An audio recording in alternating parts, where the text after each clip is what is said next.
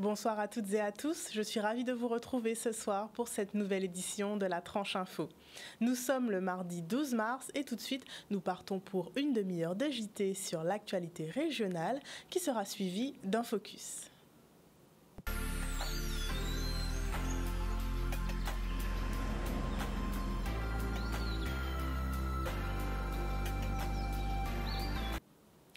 Violente agression ce matin dans le quartier de l'Assainissement à Pointe-à-Pitre. Deux individus au visage masqué et circulant à scooter s'en sont pris à un homme, vraisemblablement afin de lui dérober sa chaîne en or, selon les témoins. Au moins 5 coups de feu ont été tirés. La victime âgée d'une vingtaine d'années a été blessée au bassin et aux membres inférieurs et il a été roué de coups de pied et de poing. L'homme a été pris en charge par le SMUR et transporté au CHU de Pointe-à-Pitre. Les images de la scène ont rapidement circulé sur les réseaux sociaux, laissant les passants et riverains choqués par son extrême violence. Des agents de la police municipale et scientifiques sont arrivés sur place peu après l'agression. Une enquête est ouverte et les individus sont activement recherchés.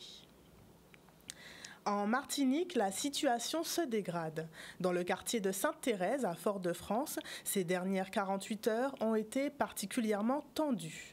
À la suite de l'arrestation d'Hervé Pinto, survenu le dimanche 10 mars pour violation de son contrôle judiciaire, des appels en soutien ont provoqué des faits de violence dans la commune.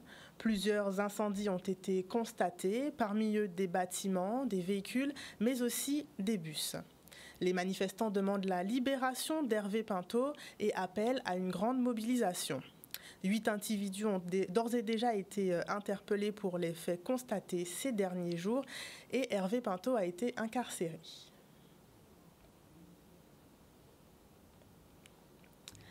À quelques mois des élections européennes, Marine Tondelier, secrétaire nationale d'Europe Écologie Les Verts, est en visite en Guadeloupe. Ce matin, elle a été reçue par le maire de Pointe-à-Pitre, Harry Durimel, pour discuter des démarches de développement de l'écologie dans la commune et en Guadeloupe.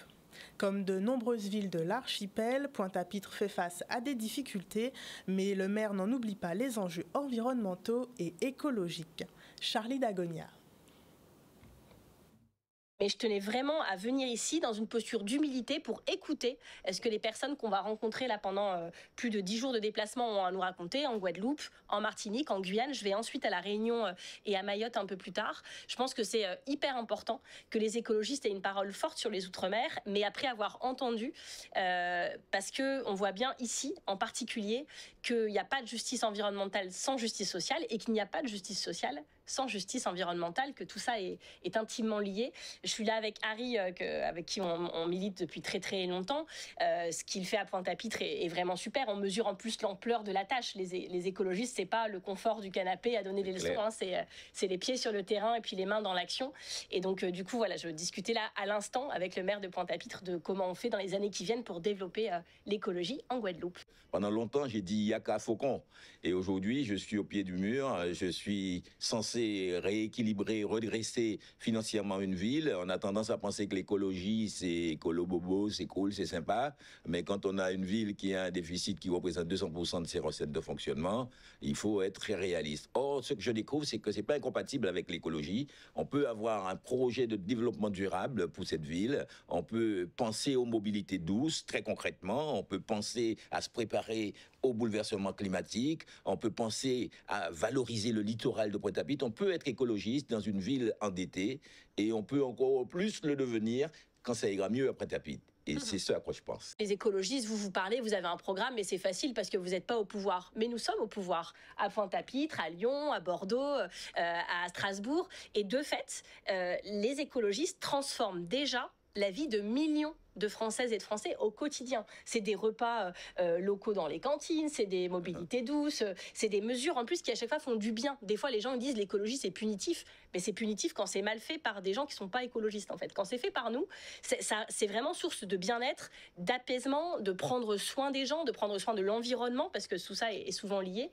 Et du coup Enfin, moi, ça me touche toujours énormément de voir des gens qui font concrètement avancer la vie des gens, pas juste en théorie, mais en pratique. La mer est un terrain de jeu avec ses règles et ses dangers. Les affaires maritimes veillent quotidiennement à la sécurité des usagers et au respect de la réglementation. Aujourd'hui, une campagne de sécurité des loisirs nautiques a été menée pour sensibiliser et rappeler à l'ordre les contrevenants à la loi. La mer n'est pas exempte de tout danger. Hier encore, un touriste de 60 ans a perdu la vie lors d'une baignade à Marie-Galante.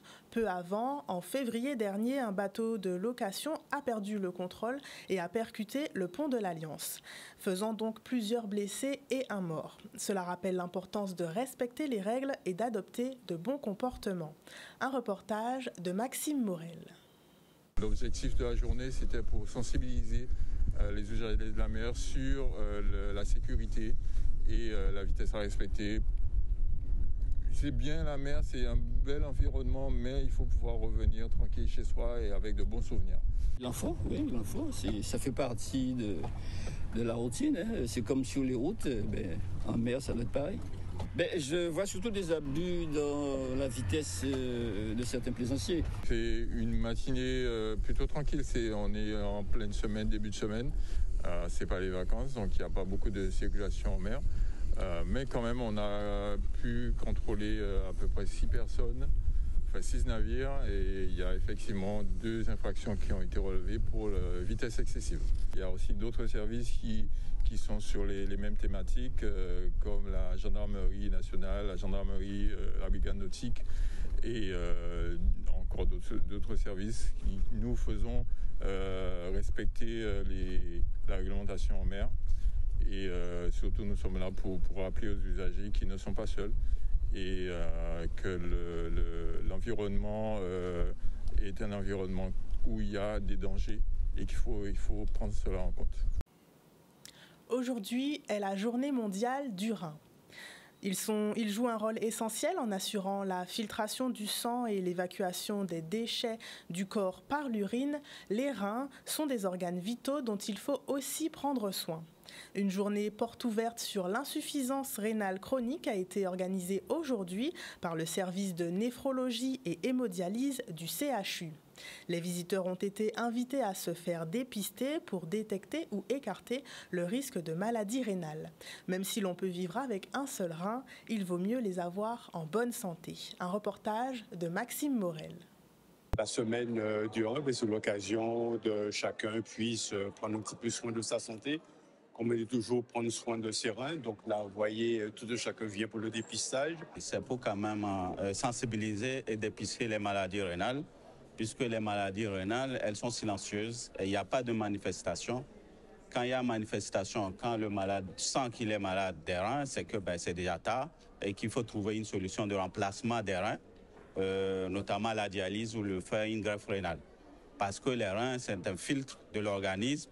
C'est la voirie de notre organisme qui nous débarrasse des déchets de tout ce que toutes les cellules produisent. Ça passe dans le sang, c'est le rein qui les élimine.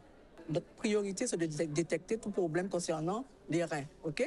Donc, alors, sachant qu'en insuffisance rénale, il y a des facteurs de risque. Hein. Il y a des gens qui sont porteurs de risque sans le savoir. Donc, nous commençons par contrôler la glycémie.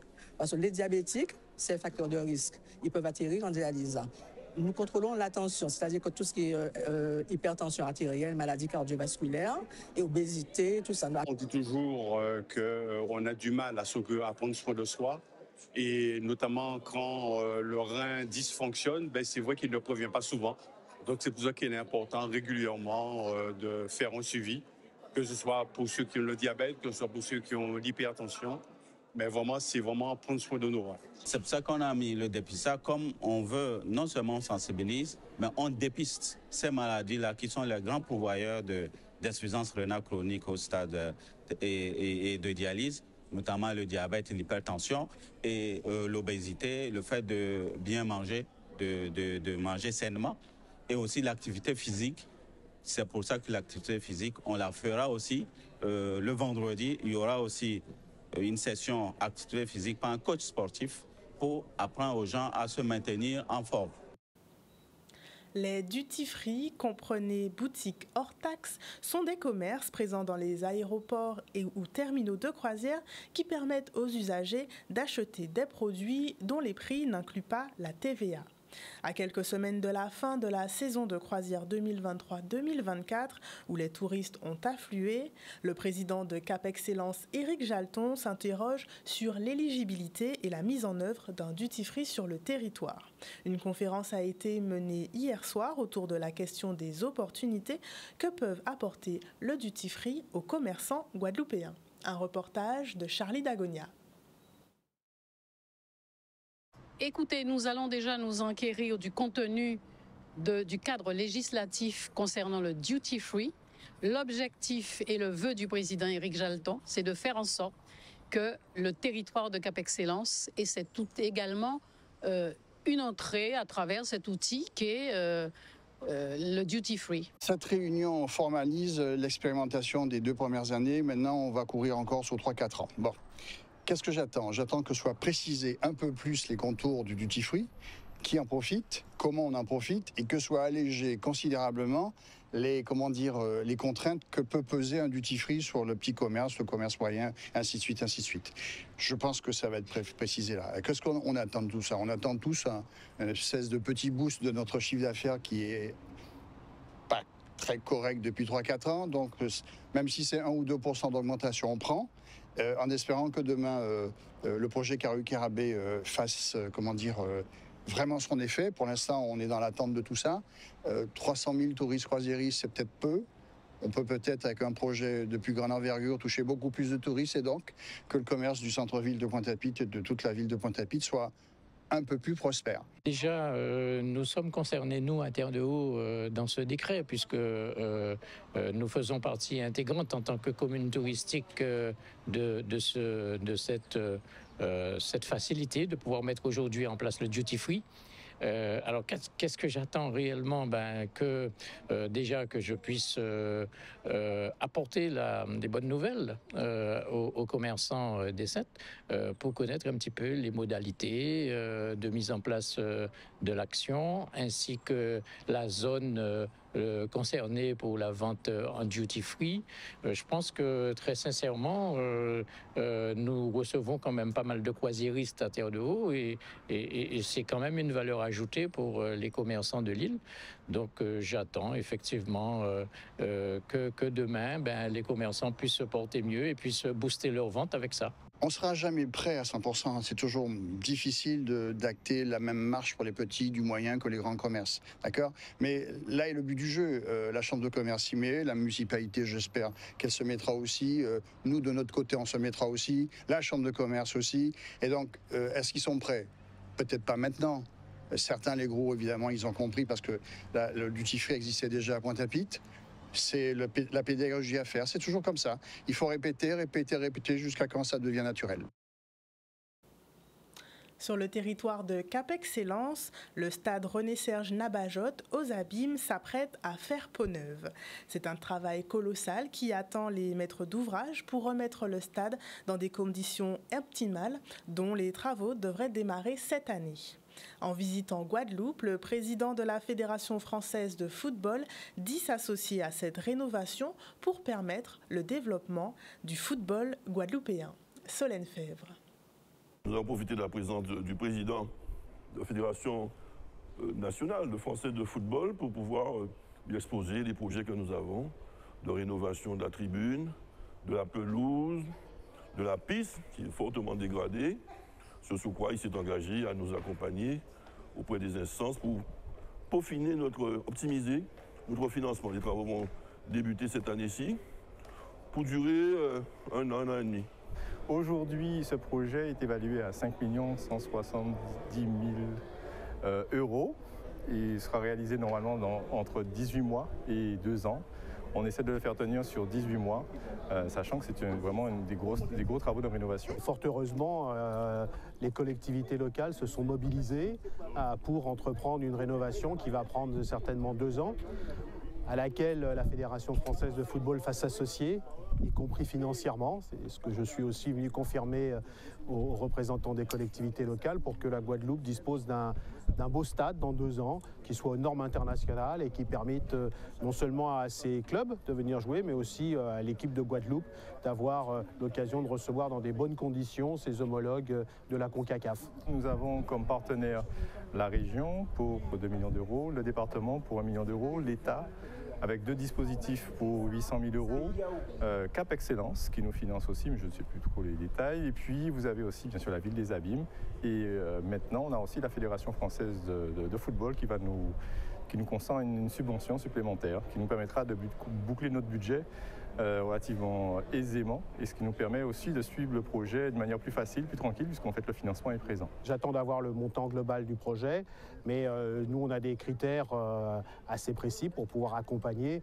Donc notre engagement au niveau de la fédération, il va être autour de, je pense, 150 000 euros pour accompagner les collectivités, montrer que le football ne fait pas que tendre la main, mais qu'il apporte aussi sa contribution à la hauteur de ses moyens pour faire en sorte que le football ici en Guadeloupe puisse continuer à se développer. À Saint-Claude, l'entrepreneuriat du vivant se décline au féminin. Aujourd'hui a eu lieu la Journée des femmes entrepreneurs du vivant, l'occasion de découvrir des projets innovants qui valorisent les richesses de la Guadeloupe. Les visiteurs et les élèves de l'Agrocampus sont allés à la rencontre de ces femmes et de leurs produits. Ils ont notamment pu approcher la lauréate du concours A Green Startup 2023, Nahuel Tournebise, avec son projet Capril pour la production artisanale de lait et de fromage de Cabri. Un reportage d'Olivier Félix. La semaine de l'entrepreneuriat au féminin, c'était extrêmement important pour nous de faire cette journée en direction des femmes. Donc une journée en 2 temps, j'ai envie de dire, sous la bannière l'aventure du vivant. Donc l'aventure du vivant, c'est une campagne du ministère de l'Agriculture pour sensibiliser le jeune public au métier de l'agriculture. Et nous, au service formation et développement, on est autorité académique pour l'enseignement agricole. Donc c'était normal pour nous de faire une manifestation sous la bannière entrepreneuriat du vivant et particulièrement mettre en valeur les femmes entrepreneurs qui s'investissent dans les métiers du vivant. Donc nous accueillons 19 femmes réparties dans 4 secteurs: les transitions agroécologiques, l'alimentation saine et durable, l'indépendance alimentaire et le changement climatique. Donc nous recevons en ce moment, il y a 40 jeunes, 40 scolaires qui sont ici, qui vont à la rencontre de ces femmes pour découvrir leurs produits, leur entreprise, profiter de leur expérience et puis recueillir des conseils. Je trouve que c'est un village très agréable qui permet de mettre en valeur ce que la Guadeloupe nous propose, ce que nos artisans nous proposent. Et je pense que ça peut nous porter comme exemple d'entreprise pour certains qui voudraient gérer leur propre entreprise. Je m'intéresse particulièrement aux plantes et au milieu de la santé, donc je pense que ça pourrait m'aider dans mon projet de métier, voilà. Je pense que c'est important de toujours être présent. Alors oui, effectivement, j'étais présente au niveau national. Je pense que c'est encore mieux d'être présente au niveau local et au niveau du territoire. Pour moi, c'est une journée importante et je voulais être là et je participe d'ailleurs à la table ronde de l'après-midi parce que je pense que c'est important de parler de son parcours, montrer aux gens que c'est possible, qu'il n'y a pas de plafond de verre ou en tout cas s'il y en a un, il faut le briser, d'accomplir ses rêves, d'accomplir ce qu'on souhaite faire, entreprendre. Donc oui, c'est important, montrer que les femmes aussi dans le milieu agricole, c'est possible et il y en a, on est beaucoup, très diverses, avec des projets complètement différents, mais on a tous une certaine force et le but c'est de mutualiser, rencontrer du monde, partager son expérience et si possible créer peut-être de nouvelles vocations et travailler ensemble, mutualiser et voilà, montrer que tout est possible quand on y croit. Au Gosier, le maire et président de la CARL, Cédric Cornet, soutient les initiatives qui encouragent le développement de la jeunesse. La première édition du Color Run Festival aura lieu les 8 et 9 mai prochains dans la commune. L'événement alliant sport et culture promet aux jeunes de se dépenser, de s'amuser, mais aussi d'évoluer personnellement et professionnellement. Un reportage de Michel Depape. Le 8 et le 9 mai, la ville du Gosier, la Carle et le Sinoval vont accompagner la Run Color. Donc c'est une manifestation qui est à moitié ludique et à moitié professionnelle, où on va permettre aux jeunes de pouvoir avoir accès aux formations, aux métiers sous tension, les métiers aussi sensibles ou même des fois qui sont peu connus. Notre objectif, c'est vraiment de pouvoir permettre de mettre un terrain favorable pour limiter le chômage et se rapprocher du plein emploi. C'est la première édition du Color Run Festival. Le Color Run Festival est une continuité de ce qui était fait précédemment, qui s'appelait le Guadacolor, qui est une manifestation sportive et culturelle qui consiste à réunir un public et de leur proposer de faire un parcours de 5 km durant lequel ils font du sport à leur convenance, soit de la marche ou soit de la course à pied, en musique, et où ils rencontrent des hommes de couleur et où ils s'envoient de la poudre au lit. Et ensuite, après ce parcours de 5 km, ils sont reçus dans un espace où là, il y a un plateau artistique qui leur est proposé pour rester dans ce côté sportif, festif. Par rapport à cette propension que nous avons à pouvoir réunir les jeunes, nous avons décidé d'apporter une évolution à la manifestation en proposant un objet social et de permettre à ces jeunes-là de pouvoir s'amuser, de pouvoir faire du sport, mais également d'avoir des informations pour qu'ils puissent eux aussi réfléchir à préparer comment va se préparer leur avenir. Donc c'est pour ça qu'aujourd'hui, j'invite tous les jeunes de Guadeloupe à venir les 8 et 9 mai au Palais des Sports du Gosier et de participer à ce bel événement qui est en même temps festif et en même temps professionnel. Nous sommes arrivés au terme de ce journal. Merci de votre fidélité. Le JT revient demain à 18h30 et je vous retrouve dans quelques instants pour un nouveau focus avec une première partie technologie. À tout de suite.